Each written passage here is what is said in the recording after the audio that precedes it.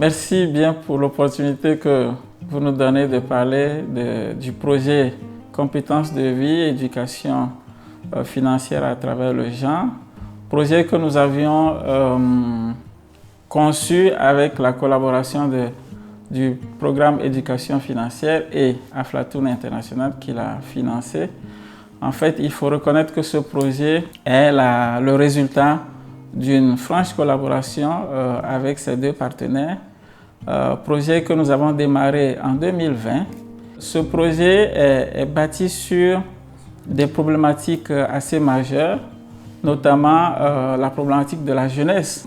Accompagner les jeunes à acquérir des connaissances, des compétences et à développer une certaine confiance au sein de la société pour devenir de vrais acteurs du développement, c'est quelque chose qui tient beaucoup à cœur à nos États. Nous avons jugé assez important d'accompagner l'État ivoirien dans cette dynamique en faisant en sorte que des modules d'éducation financière et sociale soient intégrés dans les curricula de formation et soient développés à l'endroit de la jeunesse rurale pour, comme je l'ai dit tout à l'heure, les aider à améliorer leur place en matière de développement dans nos sociétés.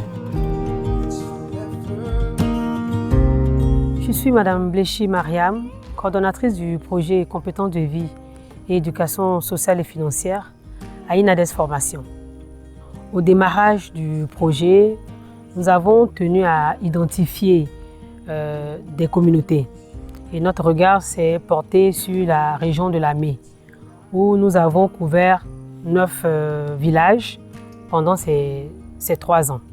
Le projet Compétences de vie et éducation financière à travers le genre s'est également déroulé en milieu scolaire. Et au niveau des écoles, nous avons eu exactement 10 directions régionales de l'éducation nationale avec un peu plus de 56 établissements qui ont véritablement pris part au projet.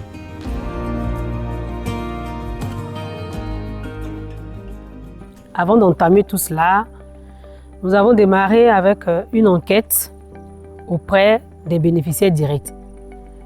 Il était question de prendre en compte les différentes préoccupations, l'âge, le sexe, les besoins, l'environnement, tout un nombre de questions qui pouvaient facilement orienter la suite du projet dans la communauté.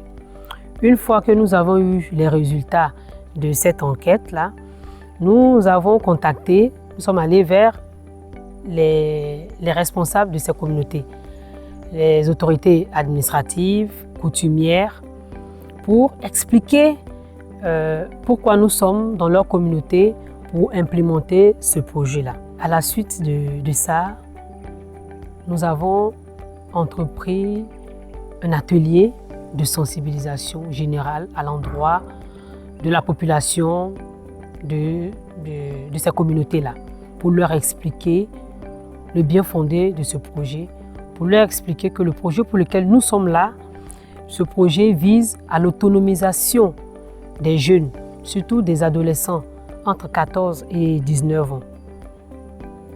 Ils ont bien compris, les jeunes se sont enregistrés et se sont préparés à recevoir la formation. Le projet a consisté d'abord à former des formateurs. Ensuite, ces formateurs formés ont à leur tour formé des enseignants et également les éducateurs. Il y a eu pour la première année 20 personnes, 20 formateurs, des formateurs qui ont été formés, pareillement en deuxième et en troisième année, ce qui a permis de former 60 enseignants en première année, 60 en deuxième et 150 éducateurs en troisième année. Et donc, tous ces formateurs ont été mis en mission et ils ont pu encadrer plus de 11 000 enfants il y a une phase théorique donc, qui consiste à donner des cours d'éducation sociale et financière aux élèves, mais il y a également une phase pratique. Une phase pratique parce que les enfants apprennent à monter des projets, à monter des business plans de projets. Et par la suite, il y a une compétition dans le cadre donc, de création d'entreprise. Ils montent donc des business plans, ils viennent faire un pitch devant donc, un jury composé de professionnels. Et les meilleurs sont appuyés financièrement pour véritablement mettre dans la pratique, on va dire, ce qu'ils ont appris de façon théorique. Et c'est avec assez de plaisir que nous avons pu constater que le lycée moderne de Koumassi a réalisé avec brio, on va dire, son projet qui est un projet d'élevage de poulets bio. Il y a Soleil Désir qui a réalisé son projet d'élevage d'escargots. Et puis cette année, le lycée moderne le lycée municipal Simon Évé Gbagbo de Yopougon, lauréat donc du concours, est dans la phase de mise en œuvre de son projet. Et je voudrais rapporter en fait ce que l'un des enfants me disait.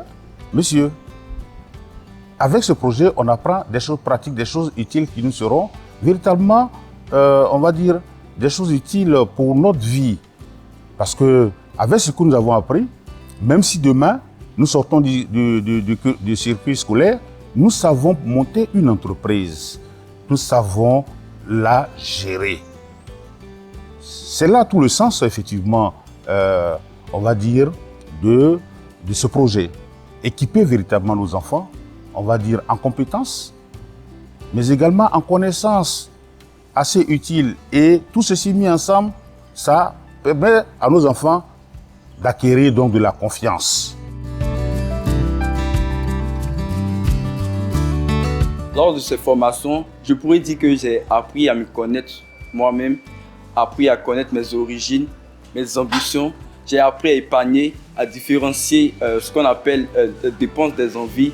J'ai appris à économiser. J'ai appris aussi à monter des entreprises, à créer un business plan. Aujourd'hui, je suis capable de fonder une entreprise.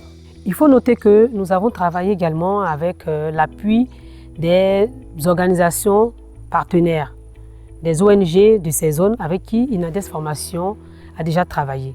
Et ces organisations ont été chargées de coopter, on va dire, les encadreurs qui allaient être chargés de mettre en œuvre le projet dans ces communautés-là. Ensuite, nous avons géré les clubs, c'est-à-dire former les clubs en leur permettant d'élire eux-mêmes leur propre président, leur trésorier, leur vice-président, en tout cas leur bureau. Et leurs cours se dispensèrent normalement. Nous avons eu besoin de leur avis pour choisir eux-mêmes les jours de cours qu'ils voulaient, parce que les communautés n'ont pas les mêmes réalités que les villes. Il y a des jours où ils vont au champ, il y a des jours indiqués pour certaines activités. Et après avoir fait tout ce travail avec eux, les cours ont démarré normalement. Et lors de nos missions d'évaluation, nous avons des rencontres d'échange avec les formateurs pour voir un peu leurs difficultés lors de ces sessions de formation, également avec les bénéficiaires pour voir quelles sont leurs difficultés qu'ils rencontrent régulièrement, que ce soit dans la compréhension des cours, en tout cas à plusieurs niveaux. Lors des enquêtes, au départ, on s'est rendu compte que dans les communautés, certaines filles âgées seulement de 12 ou 13 ans étaient enceintes. On a trouvé donc important de protéger cette frange qui est si vulnérable. Et donc, nous avons aussi initié un atelier de sensibilisation à l'endroit de ces jeunes-là. Comment se protéger des grossesses indésirables, comment se protéger des maladies sexuellement transmissibles, comment se protéger des maux des grandes villes qui malheureusement aussi sont dans ces communautés-là, à savoir la cyberprostitution, la cybercriminalité, la drogue, l'alcool, l'utilisation de stupéfiants de tout genre. On avait plusieurs témoignages de ce genre de problèmes dans leur communauté. Et donc cette formation a été bénéfique pour eux parce que maintenant les filles ont compris qu'elles pouvaient être enceintes, oui. Elles pouvaient profiter de leur environnement dans un corps sain et un esprit sain. C'est-à-dire, je peux décider d'être enceinte quand je veux, quand je le désire, si je suis autonome, si j'ai quelqu'un avec qui, en tout cas, ils avaient des repères dans leur environnement. Après, l'importance d'épargner dans une banque, parce que c'était des clubs d'épargne. Et donc, on a fait aussi une visite guidée dans une banque ou des microcrédits où ils ont vu l'importance d'épargner, l'importance d'une banque. Ils ont ouvert les comptes de leurs différents clubs dans ces institutions financières. Pendant la formation INADES, j'ai beaucoup apprécié l'éducation financière. Grâce à cette éducation, j'ai réussi à faire la différence entre mes envies et mes besoins. Mais aussi, je sais comment il faut épargner. Parce qu'avant, je ne savais même pas comment il faut garder de l'argent. Je dépensais de l'argent n'importe comment. Je mettais même de l'argent sous mon lit. Et je faisais tout ce que je voulais. Mais grâce à la formation INADES que j'ai reçue, j'arrive maintenant à épargner, à déposer même de l'argent.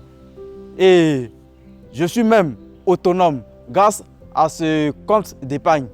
Et j'arrive à subvenir à mes besoins. Dans le cadre du projet, il était prévu également un concours de développement d'entreprise.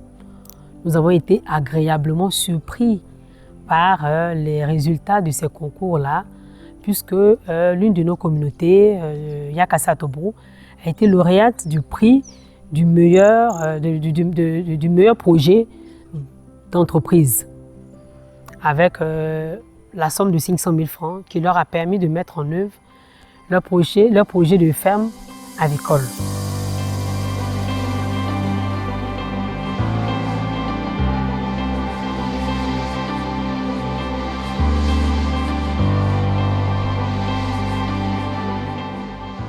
Il me plaît de remercier INADES Formation pour sa franche collaboration dans le cadre de la mise en œuvre de ce programme.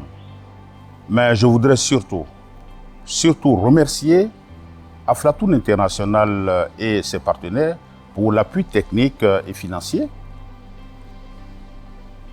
qui nous a permis donc de dérouler avec succès ce projet et espérer qu'il y aura donc une autre étape pour permettre à d'autres enfants, à d'autres milliers de jeunes de bénéficier de ces compétences, en tout cas qui font partie aujourd'hui des compétences essentielles du XXIe siècle. Et enfin, je voudrais souhaiter que l'engagement politique qui a été donc pris en 2020 quant à intégrer l'éducation financière dans les programmes scolaires devienne enfin une réalité. Les compétences humaines existent pour y aller, avec l'appui donc de nos partenaires techniques et financiers. Je parlais d'Aflatoon International, et donc nous attendons pour que l'école ivoirienne puisse désormais intégrer l'éducation financière dans les programmes au bénéfice, comme le stipule le communiqué de 2020, au bénéfice donc des élèves depuis la maternelle jusqu'à l'université. Nous avons été vraiment heureux de voir ces résultats. Mais on ne peut être totalement satisfait si on ne ressent pas l'appui des communautés, c'est-à-dire les conseils régionaux, les mairies qui doivent être aussi des relais pour nous. À la fin de ce projet, on souhaite vivement que ces instances-là s'impliquent dans la suite du projet pour permettre à ces jeunes-là de montrer leur savoir-faire, de dupliquer même cette expérience-là à d'autres villages, à d'autres communautés de la région de Lamé et pourquoi pas aller plus loin. Ce projet nous a valorisés et nous a permis également de croire en nous, de croire en nos atouts. Grâce à ce projet, nous sommes constitués en association. Nous savons qu'aujourd'hui, lorsque nous avons un projet, il nous faut un apport personnel. Nous avons un compte bancaire qui nous permet de déposer chaque mois, quelques centimes là-bas afin de pouvoir étendre nos activités. Nous ne comptons pas nous arrêter ici. Vu l'impact que ce projet a eu sur nous, nous sommes en train de sensibiliser nos jeunes frères dans les régions, dans les contrées, dans les villages, un peu partout, afin de bénéficier aussi de cette formation. J'encourage le gouvernement dans sa décision d'intégrer l'éducation sociale et financière ivoirienne dans le programme.